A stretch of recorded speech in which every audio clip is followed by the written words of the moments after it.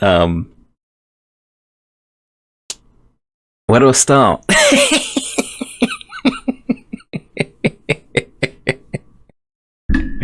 Oh dear God! Jurassic World Dominion. Welcome, guys. Welcome back to the channel. This is this is my little review of the sixth installment in the Jurassic franchise. Sixth and hopefully final installment in the Jurassic franchise.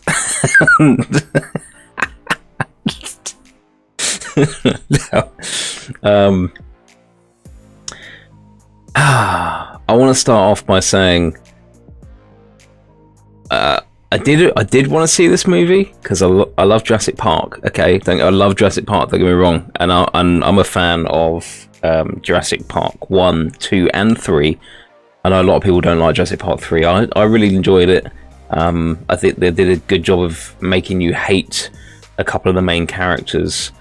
And it was just unfortunate that it couldn't get finished properly due to budgetary reasons. But I thought the film was great, and it kind of sat well in the franchise. But I'm not a massive fan of the Jurassic World franchise, and they're not movies that I'll see again. You know, I won't. They're not films that I won't even get them on digital copies or even download. You know, it just I'll always go and see them in the cinema. Doesn't matter how bad. I mean, this is bad. Doesn't matter how bad they get. I will still always go and see them in the cinema.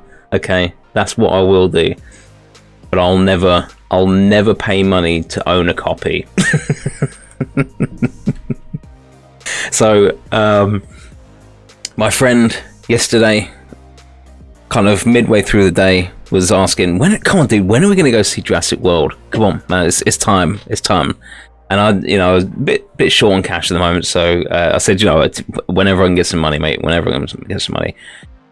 And he offered to pay for me, and you know what? I'm happy to say that I didn't pay a single penny towards this dumpster fire of a movie.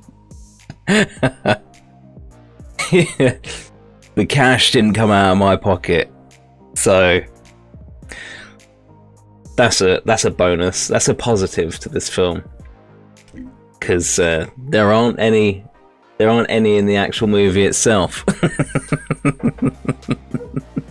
It's the most contrived garbage I've ever seen. It's just awful. You know how movies have a beginning, a middle, and an end? This has a beginning, a middle, a middle, a middle, a middle, a middle, a middle, and no end. Literally no end.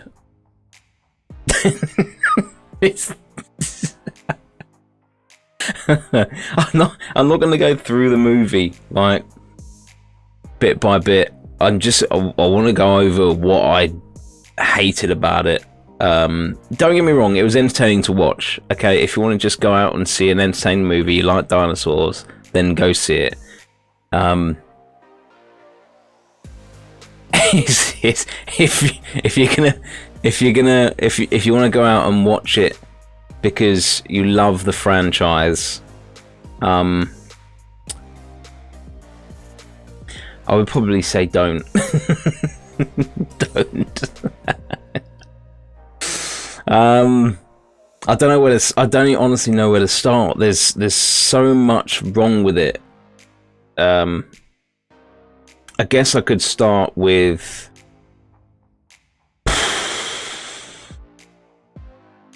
the big. Do I start with the beginning? As I said, there's too many beginnings to this. There's lots of. There's such a long-winded moment of like reintroduction to the OG cast and the returning cast from the other Jurassic World films, and we're basically in a world where people are we're having to learn to live with dinosaurs. We've got to coexist, and that was a thing back way in, I think it was Lost World Jurassic Park. I think at the end of that one it was a whole we need to learn to coexist with these animals or something like that. And then I think they did it again in the last Jurassic World as well. I think at the end of that they were saying something about coexisting with these animals, and they do it again in this at the end of this. So it kind of this film doesn't even bring it full circle. We just go back to the beginning of where we started at this film. And the idea that these creatures now live amongst us is just ridiculous. I get that there would, if it happened in real life, it would be shut down immediately. If it wasn't shut down immediately, they would probably find a way of coexisting with the animals, but only certain species of these animals.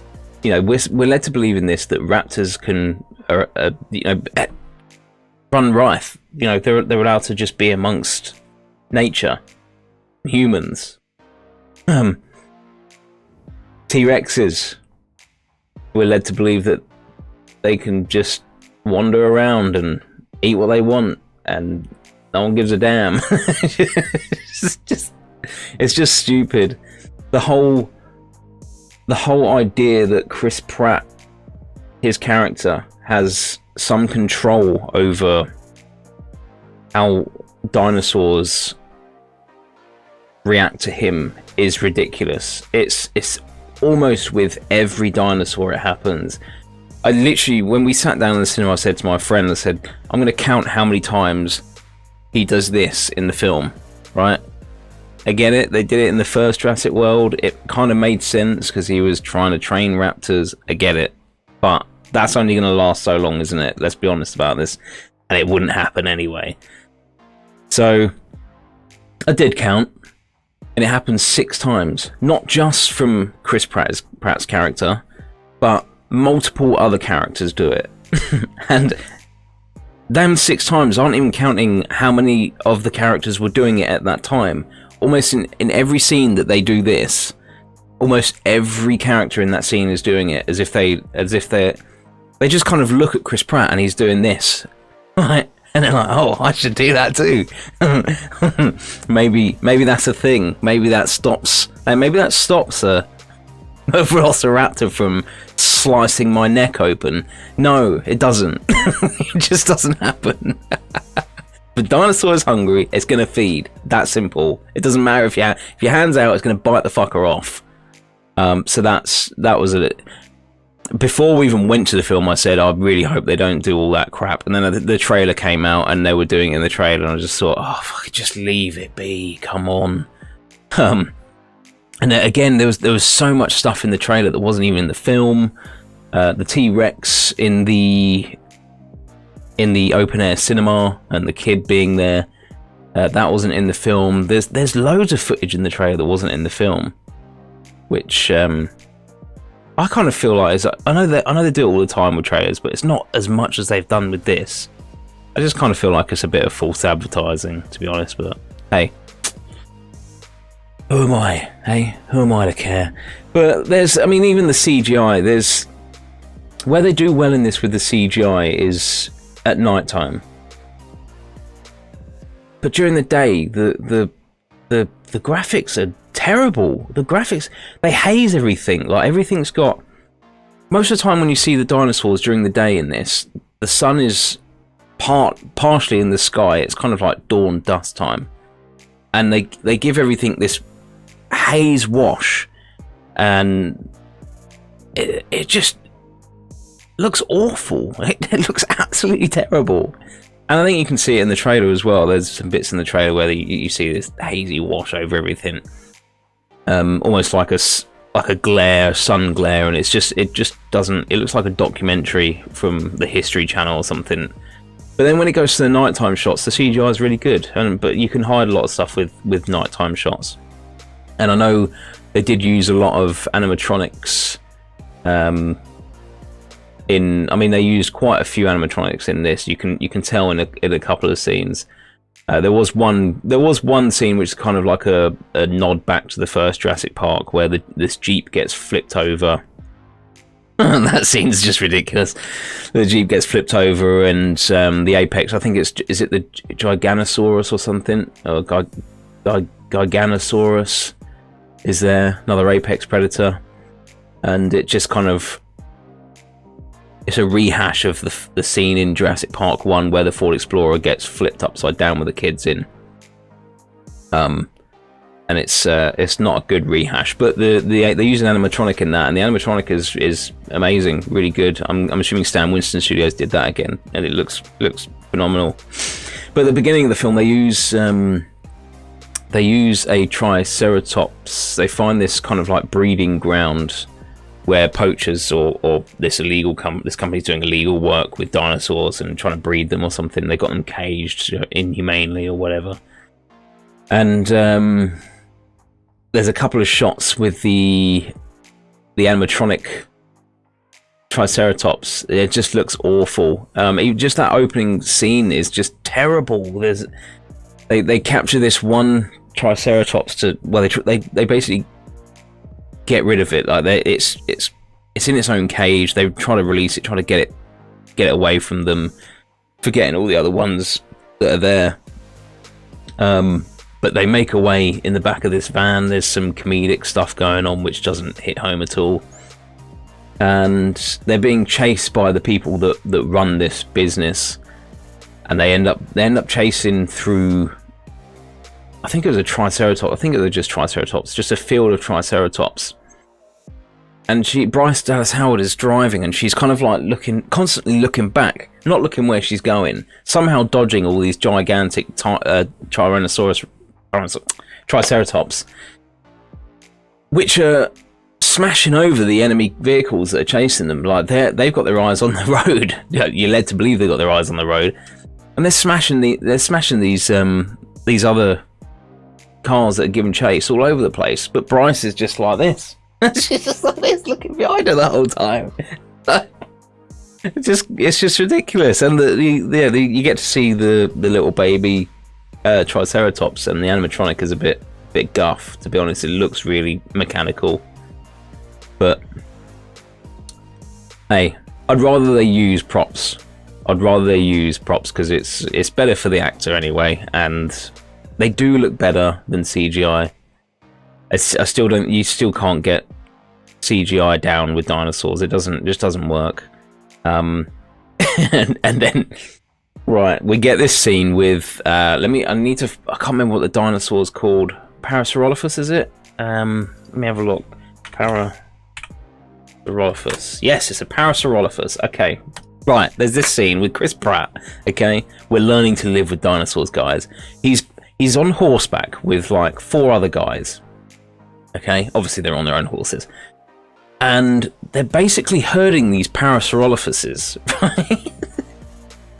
Right? He's got a lasso with the intention of wrangling this fucking Parasaurolophus. There's multiple of these dinosaurs running away from them. They're giving chase to.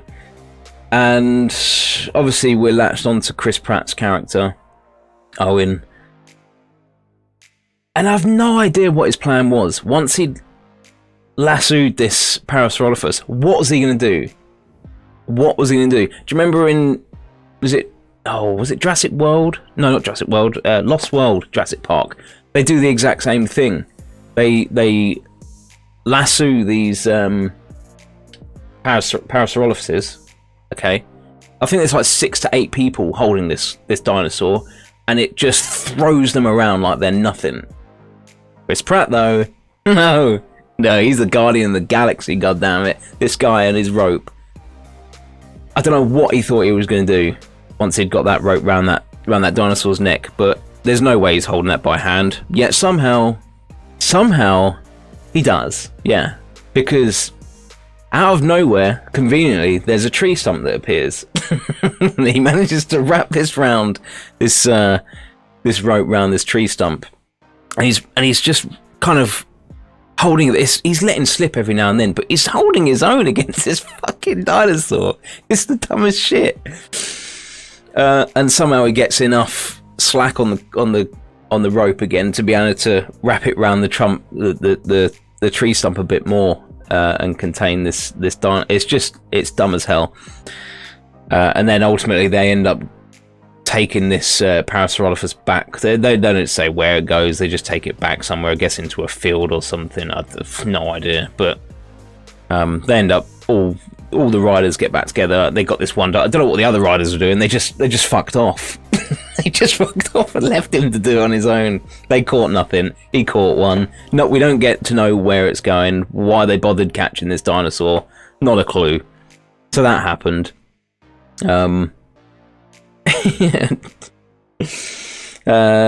Obviously there's an underground market for dinosaurs now, because why not? Why wouldn't there be? The human race has to fuck everything up, don't they? They have to try and make money out of everything. So we get a lot of scenes in, I think it was Malta, of an underground operation where they're basically, it's like a dinosaur black market, and they're doing like underground fights between dinosaurs and things like that, which, you know, you expect would happen. This is the kind of thing we do as a human race. And there's this moment with Bryce Dallas Howard's character. I can't remember what her character's name is, but she's in there. So they're basically trying to find the girl. The girl's been kidnapped. The clone girl from the last film has been kidnapped, and they're trying to find her. And she goes into this underground black market, okay, where she's told, don't look at anyone, don't even talk to anyone, don't do anything. And she goes into a bathroom, and this other character who's introduced to us previously in the film, momentarily, not that we care about this character at all, we get no time with this character, it's just like it's like a handoff of cash, so we get to see this character, that's all. She ends up going to the bathroom for I don't know what she's doing in the toilet, but bathroom break or something. And this other character walks in, and for no reason, she just basically wants to blurt out everything she's trying to do to this random woman. It makes no sense at all. She's just like, hey, can I just tell you everything about why I'm here? And this woman's just like, what? Why are you trying to... No, don't even talk to me. It's so stupid. It makes no sense.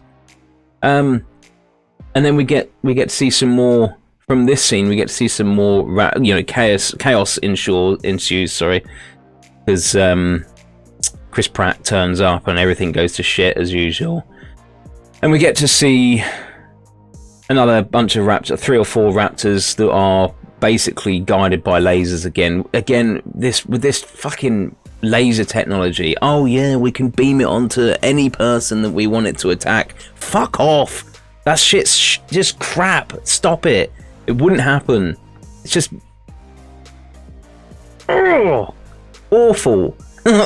And so we get that again. And then this leads to yet another bike scene with Chris Pratt. He's beginning to get like Tom Cruise with his running. I love Tom Cruise, but he's, you know how Tom Cruise has always got to run and everything. Chris Pratt's always got to be on a motorbike being chased by a velociraptor. So they do that again. We get a chase scene with Chris Pratt and velociraptors. They can't keep up. Somehow he's managed to go in through the streets of Malta, even the side streets of Malta, and getting away from velociraptors. To get this, these raptors are on his arse all the time whilst he's on that bike, literally snapping at him. Bryce Dallas Howard's character is running away from one of these velociraptors on rooftop, okay, running on foot, and she's getting away from it. It doesn't make any sense. It really doesn't make any sense. Chris is on a motorbike. He's just keeping away from the raptors, right? Bryce is on foot, running across rooftops, and she's getting away from a raptor. It's just so unbelievable. It takes you out of the movie, and it just makes you cringe. It's just horrible. And then obviously we get to a point where they need to escape. Okay, so Bryce's character ends up teaming up with this other character. I never caught her name. Couldn't give a rat's ass about her character's name or her character. I don't care. I'm there for the OG crew. That is it. These two team up.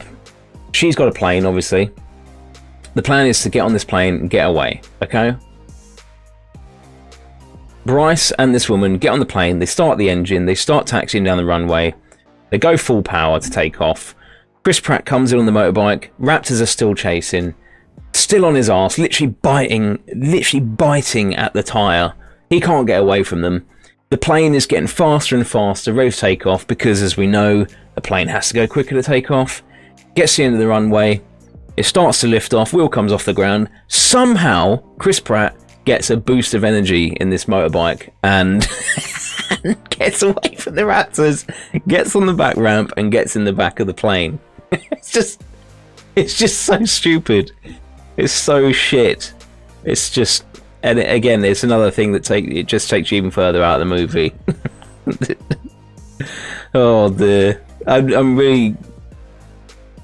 I'm really unimpressed with the fact they brought back the original cast for this movie. I really am.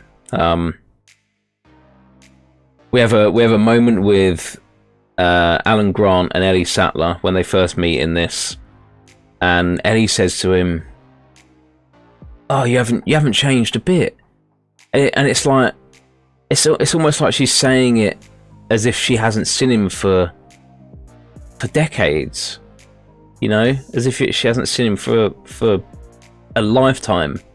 But she saw him how many movies back? Three movies back. There's not a massive time jump. It's only a few years. So it doesn't make sense. And then out of the original cast, there's only one person who even has the same personality as what they had in the original film, and that's Ellie Sattler. I mean, she's a bit more badass in this. You know, she's got a bit more. Her character's grown a bit. You know, she's got a bit more oomph to her, and her self-confidence has gone up.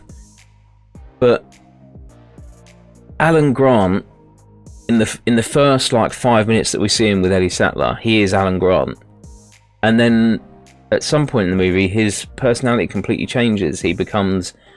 Hollywood's got this thing where they take beloved characters and start dumbing them down and making them sidelined and giving them a comedic value. Alan Grant never had that. Alan Grant was a stern character. He knew exactly what he was doing. He knew where he was going. He just knew what was going to happen, what he was going to do. Like his train of thought was spot on, right? But in this, he's just a sideline character with some comedic value. It's like they almost mirrors Chris Pratt's character in Guardians of the Galaxy, Star-Lord, a little bit. And it sucks that they're doing that to characters that we grew up on and we know aren't like that. And then you've got Jeff Goldblum's Ian Malcolm. Nothing like his character in Jurassic Park 1 or 2. Nothing like. He's more like his character in Thor, which is a shame, because they were good characters. And there's way too many callbacks to the original Jurassic Park in this. They try to recreate certain scenes. There's a part where Jeff Goldblum unbuttons his top when he's in this underground bunker or whatever. He's in this room.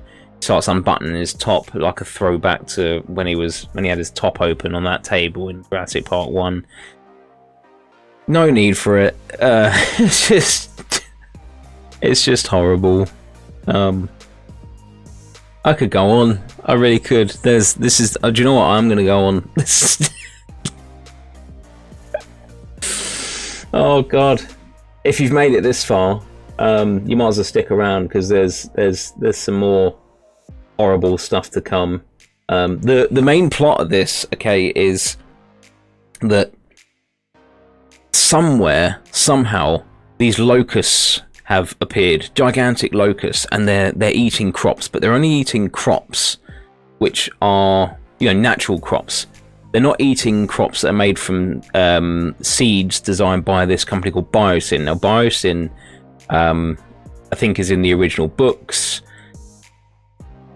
I don't know if we get a mention of them in the original Jurassic Park, but spoiler alert.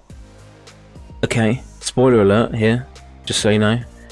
The main antagonist of this film is Dodgson from the first Jurassic Park.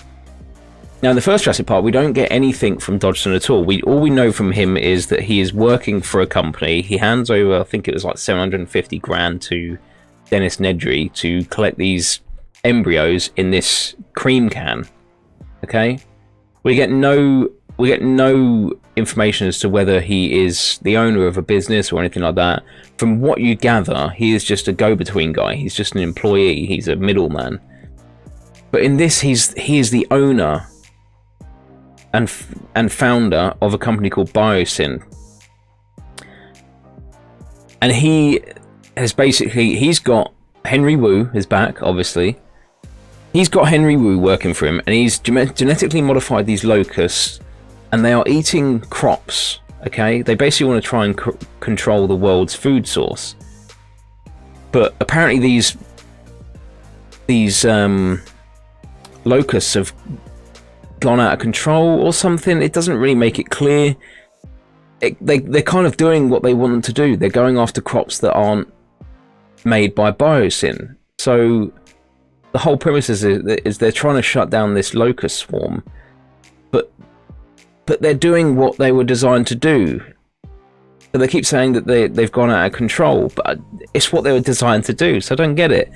And then obviously Henry Wu, the last few films, we've had them building him up to be this, hardcore, I want money, I want to genetically modify dinosaurs, I just want free reign with science kind of guy. But in this, he's like a bumbling, broken down, miserable git. And it's a complete change in character. It makes zero sense. And we're supposed to believe that he seems to care in this, that these locusts that he's created are eating all these crops. We're supposed to believe that he cares about that. But he doesn't give a shit about all the dinosaurs he's created that have killed hundreds, if not thousands of people. He doesn't care about that, but he cares about locusts that are eating crops. It just doesn't make any sense. It doesn't make any sense whatsoever. And then by the end of the film, he's a good guy. It's odd. He hasn't been arrested for anything he's done. It doesn't make any sense whatsoever.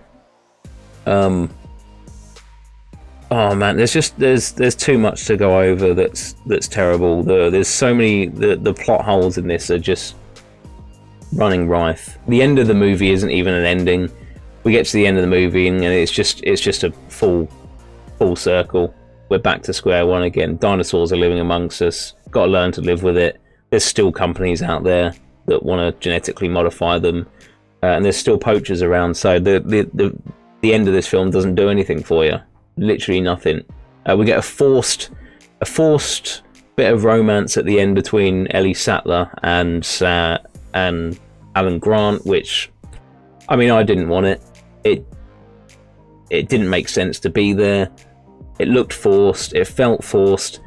And you never, as a fan of the original Jurassic Park films, I never wanted them to be an item. They were always that couple that you knew they kind of liked each other, but there was always something in the way. There was always something stopping them from, whether it be work or they weren't quite clicking. There was always something that stopped them from becoming an item, and I think they should have left it with that. We didn't need them to become an item, and it just felt forced at the end completely. he gives up all his archaeological digging and everything for her. Just, yeah, this should be cut from the film completely.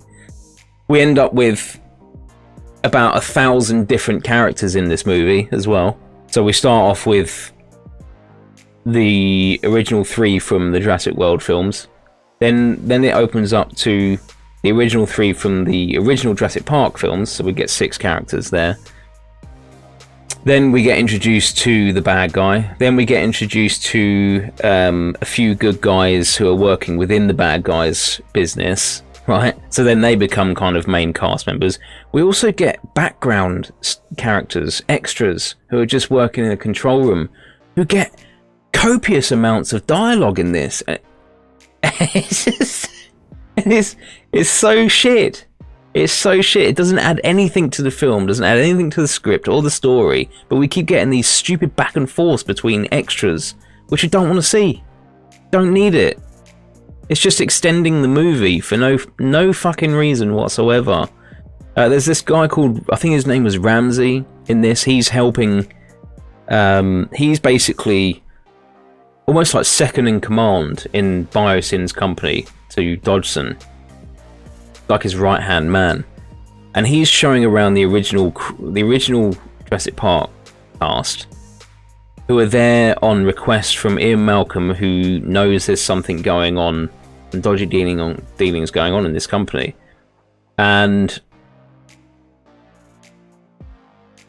we find out later that Ramsey is the guy that gave the information to Ian. Ian then gave it to Ellie Sattler and Alan Grant. But Ramsey could have just given the information to Ellie and Grant. I don't understand why Ian was this go-between guy. There was no need for it.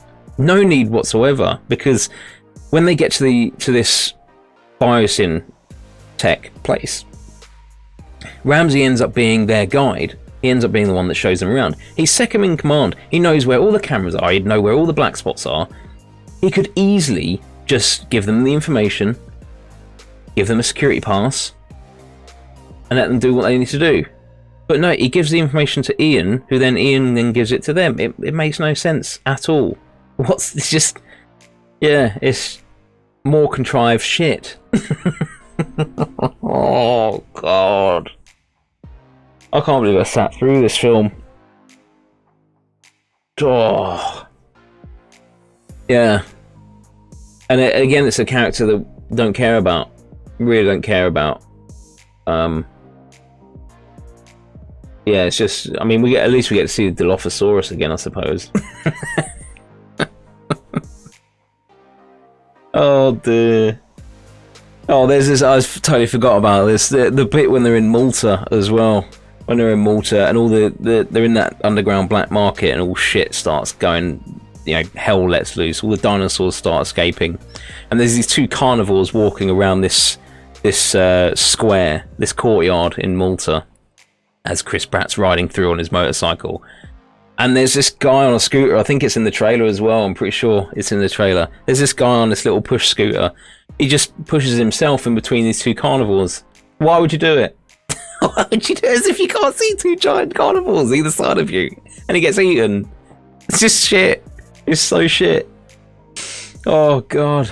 I'm trying to think of more specific things that jump out that were just ridiculous in this movie. There is a lot of them. I kind of wish I'd done this review fresh in my memory last night when I got home, but it was late, so I couldn't. Oh man. Do you know what? I mean, this has gone on for long enough. I should probably just leave it there, to be honest. Yeah, I'm not impressed with this film whatsoever. There's too many characters. We don't care. They try to force us to like these characters. I don't care. Don't care at all. The guy that plays Lewis Dodson in this isn't even the original actor, and that's fair enough because the original actor was arrested and sentenced to was it 6 years or something for sexual assault. So he wasn't going to be in it. um, but yeah, there's way too many characters. They even chuck a guy in here who is, I'm guessing they try to make him look like Dennis Nedry, almost like a throwback sort of thing. Just stop. Just stop. It's just stop. No more. Please, no more. Do you know what? If there is another one, I'm not gonna go see it. I'm not gonna go see it.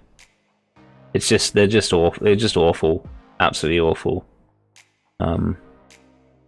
Yeah. Do you know what? This is the worst one so far. I wish my memory could be erased. I think for this one, this is my friend gave this a 5 out of 10. I'm not going to give it that at all. This is going to get a 3 from me. A 3 out of 10. It's on par with Jurassic. It's on par with Matrix Resurrections. And that movie was shit. Shit. We'll see. Well, let me just check. See what this is doing on IMDb. Hang on. Let's have a look. Sorry, not IMDb. IMDb. Rotten Tomatoes. Rotten Tomatoes. Here we go. Let's have a look. What? How has that got an audience score of 77%? I'm with this score, 31%. How has it got an audience score of 77%? I mean, that's still bad. That's still not good. Okay, so this is week 3 of Jurassic World being in the cinemas, I think. There was 14 people originally when we sat down in the cinema. 2 more showed up. Okay, so there was 16 in total. 2 left, so it went back down to 14. And this is week 3.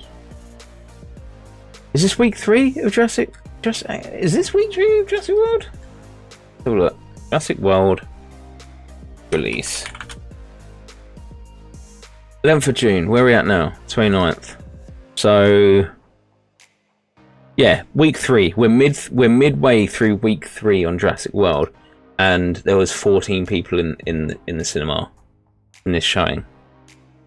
That was a 8:30 showing. I went to a showing, my 5th showing of Top Gun Maverick the other day with my mother. That is, how far in is that? Top Gun Maverick release. 27th of May. Okay, 27th of May. So where's that? There. 1, 2, 3, 4. We're halfway through the 5th week of Top Gun Maverick, and that cinema was almost full. That showing. Like, what are they doing? Beloved franchise, and they're just destroying it. Budget of 170 million. Top Gun Maverick had, and it's done over $1 billion. What's the budget of Jurassic World? Jurassic World Dominion. Where's Wikipedia? Budget. Oh, hang on. Is it up here? There it is. 185 million. The budget was 185 million. It had more of a budget than Top Gun Maverick. It's done 752 million. I think this, or was it last week? I think last week or last weekend, Top Gun was 2nd in takings, and I think Lightyear was 1st. I want to say. Was it something else? It might have been something else. It wasn't Jurassic World. So it's still beating Jurassic World in its 5th week. It's unbelievable. Just unbelievable. Oh dear. Right. 3 out of 10, guys. I'm leaving it at that. There was so much more I wanted to talk about. I had it all in my mind that I wanted to talk about yesterday, and it's just gone, which is a shame. But this is a pretty long-winded review. So yeah, I mean, if you want to go see it, by all means, go see it. Support cinema. I'm all up for supporting cinema. There was a trailer at the beginning of this for a film called Mrs. Harris Goes to Paris. It was about a woman who ends up getting some sort of think she gets some payout from a will or something. She gets an inheritance, and she ends up wanting to go to Paris to buy a £500 dress. It's the stupidest idea for a film. It's based on a novel or something. It doesn't tickle my fancy. It might tickle yours, but I mean, even that probably is going to be better than Jurassic World Dominion. So yeah, I mean, go out and watch it if you want. By all means, support cinema, support the theaters, because they need to stay around. But if you're a hardcore Jurassic Park fan and you didn't like the other two Jurassic World films, I would strongly recommend against going to see it. Anyway, that's my review. If you're still here, cheers for hanging around, guys. I really appreciate it. I will continue to go see some movies. I'm going to go see the new Thor movie when that comes out, so I'll do a review on that. Obviously, I've not put any video content in with this one. I'm not going to put any clips or anything from this film because, you know, I don't care. I just want this to be like a raw, straight off the bat review. So if you've made it this far into it, cheers for hanging, guys. I really appreciate it. Thanks for subbing to the channel as well. Don't forget to hit the like button. We're at 255 subscribers now. We're 45 shy of coming to 500. We're getting there. It's taking some time, but thank you everyone who has subbed to the channel. I really appreciate it. Thanks for watching the content. And yeah, have a great week. I'll see you next time. Peace out, guys.